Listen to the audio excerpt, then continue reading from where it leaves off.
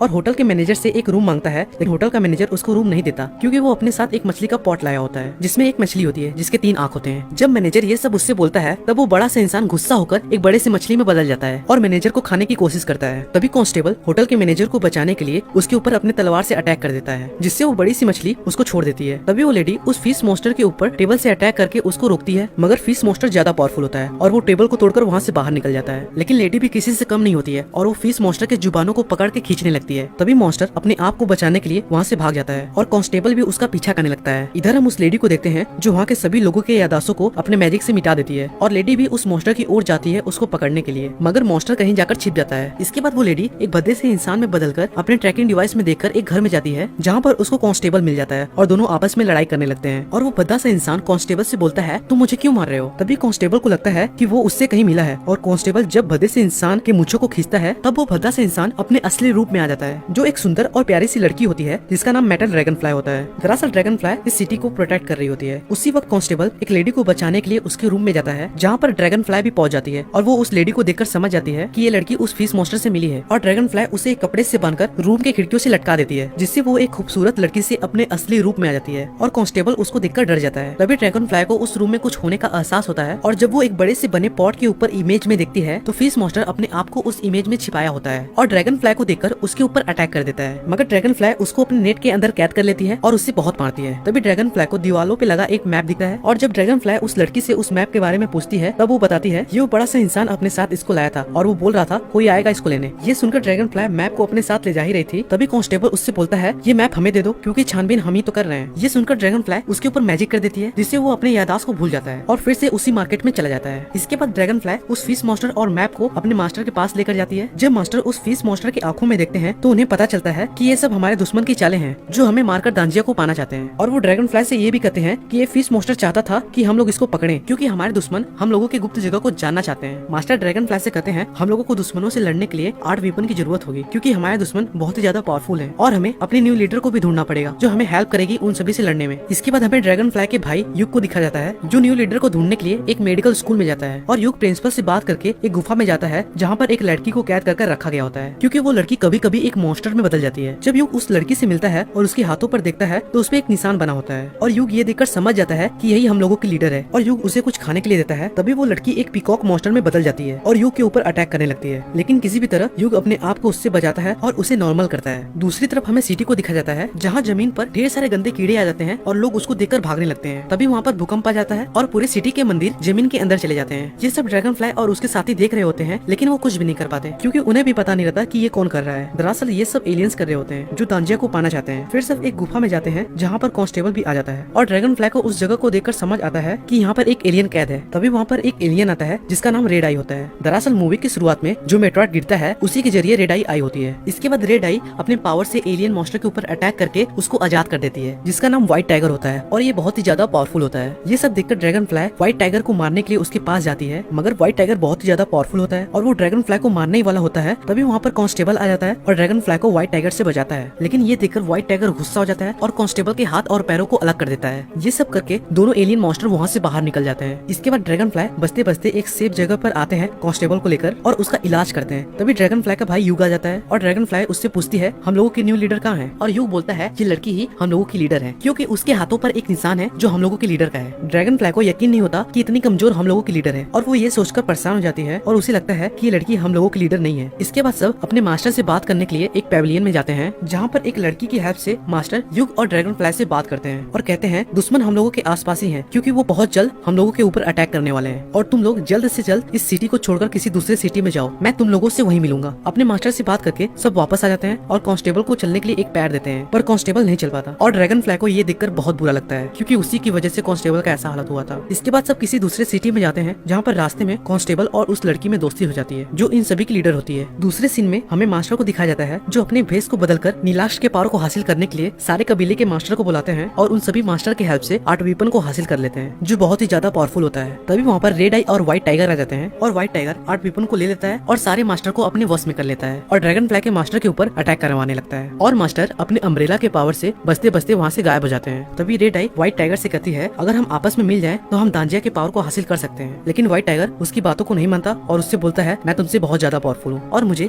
किसी की भी जरूरत नहीं है, मैं मैं अकेले दांजिया को पा सकता हूँ। दूसरी तरफ हमें ड्रैगन फ्लाई और उसके सारे साथियों को दिखाया जाता है जो आराम करने के लिए एक गुफा में जाते हैं, जहाँ पे ड्रैगन फ्लाई उस लड़की की बहुत बुराइयां करती है, लेकिन वो लड़की ड्रैगन फ्लाई की सारी बातें सुन लेती है। तभी गुफा के अंदर कुछ हलचल होता है और वो लड़की एक पीकॉक मॉन्स्टर में बदल जाती है और युग उसको कंट्रोल करने के लिए जाता है, लेकिन पीकॉक मॉन्स्टर उसके ऊपर अटैक कर देती है। वो युग को मारने ही वाली थी, लेकिन किसी भी तरह युग उसको कंट्रोल कर लेता है, जिससे वो पीकॉक मॉन्स्टर नॉर्मल हो जाता है और एक लड़की में बदल जाता है। और अब ड्रैगन फ्लाई को भी यकीन हो जाता है कि लड़की हम लोगों की लीडर ही है। फिर सब सुबह एक सिटी में जाते हैं जहाँ पर कुछ खाने के लिए रुकते हैं और कांस्टेबल जाने से पहले उस लड़की से मिलता है, जहाँ पर वो कांस्टेबल के हाथ और पैरों को वापस से ठीक कर देती है और उसी वक्त उसकी तबीयत भी खराब हो जाती है, क्योंकि वो अपना कुछ पावर कांस्टेबल को डोनेट की होती है। दूसरी तरफ युग और उसके सारे साथी खाना खा रहे होते हैं। तभी ड्रैगन फ्लाई को ट्रैकिंग डिवाइस से पता चलता है कि कोई दुश्मन उसकी तरफ आ रहा है, लेकिन वो रिंग मास्टर होता है जो व्हाइट टाइगर के वश में होता है और उन सभी के ऊपर अटैक करके उनको घायल कर देता है और ड्रैगन फ्लाई को भी घायल कर देता है। उसी टाइम कांस्टेबल अपने साथ उस लड़की को लेकर आता है और कांस्टेबल युग से बोलता है तुम इसको लेकर जाओ, मैं इसको देख रहा हूँ। लेकिन ड्रैगन फ्लाई रिंग मास्टर को रोकने के लिए जाती है। जब रिंग मास्टर उसके ऊपर अटैक करता है तभी कांस्टेबल ऊपर से वहाँ पर आ जाता है, जो रिंग मास्टर के रिंग को कंट्रोल कर लेता है। और कांस्टेबल को भी कुछ समझ में नहीं आ रहा था कि वो रिंग को कैसे कंट्रोल कर ले रहा है और कांस्टेबल रिंग मास्टर के ऊपर अटैक करके उसको मारकर खत्म कर देता है। लेकिन उसी वक्त वहाँ पर फायर मास्टर भी आ जाता है, लेकिन कांस्टेबल उसको भी कंट्रोल कर लेता है और अपने पावर से उसको मारकर खत्म कर देता है। और आप लोग सोच रहे होंगे कि कांस्टेबल के अंदर इतनी पावर आई कहाँ से। दरअसल जब वो लड़की कांस्टेबल को ठीक कर रही थी तो उसके अंदर उस लड़की का पावर आ जाता है, जिससे वो उन सारे मास्टर को मार देता है। दूसरी तरफ हमें मास्टर को दिखाया जाता है जो युग और ड्रैगन फ्लाई और उस लड़की को लेकर एक जंगल में जाते हैं और मास्टर ड्रैगन फ्लाई से कहते हैं ये हम लोगों की लीडर नहीं है, ये एक मॉन्स्टर है, जल्दी से इसको मार दो। तभी ड्रैगन फ्लाई को पता चल जाता है कि हम लोगों का मास्टर नहीं है, कोई बहरूपिया है और युग उसके ऊपर अटैक कर देता है। लेकिन वो इंसान अपने अंदर से एक वेव निकलता है जिससे युग दूर जाकर गिर जाता है। तभी वहाँ पे असली वाले मास्टर आ जाते हैं और बहरूपिया अपने असली रूप में आ जाता है जो डेथ मास्टर होता है और मास्टर उस लड़की को लेकर यानी उस न्यू लीडर को लेकर एक सेफ जगह पर ले जाते हैं। लेकिन तभी वहाँ पे वाटर मास्टर आ जाता है और डेथ मास्टर को मार देता है, क्योंकि इन सभी मास्टरों को व्हाइट टाइगर कंट्रोल कर रहा होता है और वाटर मास्टर ड्रैगन फ्लाई युग और मास्टर को अपने पानी वाले पावर से मारने ही वाला होता है। तभी ये देखकर न्यू लीडर अपने पावर से एक स्टिक की हेल्प से वाटर मास्टर के ऊपर अटैक करके उसको मार देती है। लेकिन वाटर मास्टर उन तीनों को मार दिया होता है, लेकिन न्यू लीडर ये देखकर अपने पावर से इन तीनों को फिर से जिंदा कर देती है। जब युग लीडर को देखता है तो उसकी बॉडी का रंग बदल गया होता है और वो ये देखकर उदास हो जाता है। जब युग न्यू लीडर के हाथों को पकड़ता है तभी उसको एक विजन आता है और वो पहले वाले लीडर से मिलता है और वो युग से कहते हैं कई सालों पहले जब मॉन्स्टर और एलियंस आए थे तब हमने दांजिया के पावर को यूज करके उनको मार दिया था और अपने पृथ्वी को बचाया था, लेकिन उसी वक्त हम लोगों का 8 वीपन चोरी हो गया। दरअसल 8 वीपन वही होता है जो रेड आई और व्हाइट टाइगर अपने साथ लिए होते हैं, जिसके हेल्प से वो दांजिया को पा सके।